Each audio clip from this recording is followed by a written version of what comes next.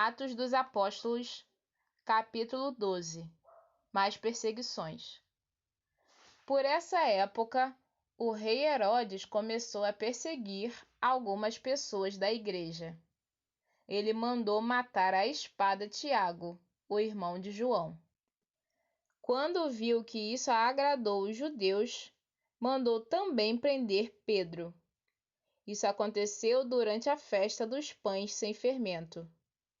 Depois que prendeu Pedro, Herodes o colocou na cadeia e pôs 4 grupos de soldados, com 4 em cada grupo, para guardá-lo.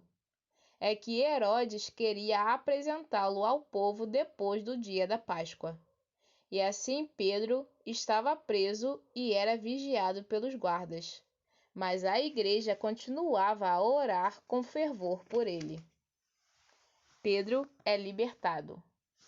Na noite antes do dia em que Herodes ia apresentá-lo ao povo, Pedro estava dormindo, preso com 2 correntes entre 2 soldados, e havia guardas de vigia no portão da cadeia.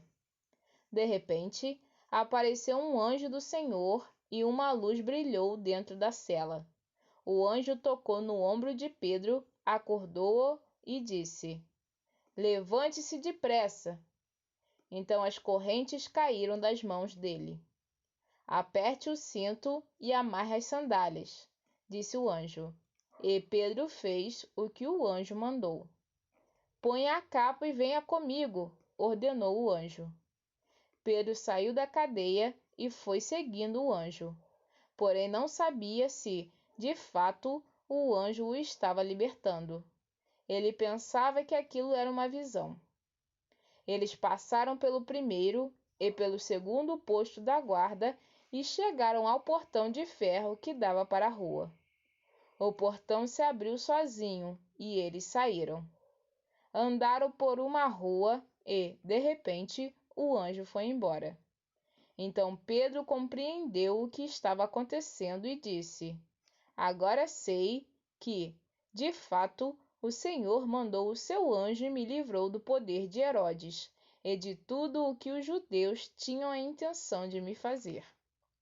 Quando Pedro entendeu o que havia acontecido, foi para a casa de Maria, a mãe de João Marcos. Muitas pessoas estavam reunidas ali, orando. Ele bateu na porta da frente e a empregada, que se chamava Rode, foi ver quem era. Quando reconheceu a voz de Pedro, ficou tão contente que, em vez de abrir a porta, voltou correndo para contar que Pedro estava lá fora. Então eles disseram: "Você está maluca!" Porém ela insistiu que era verdade. Aí eles disseram: "É o anjo dele." Enquanto isso, Pedro continuava batendo. Finalmente eles abriram a porta e, quando viram que era Pedro mesmo, ficaram muito assustados.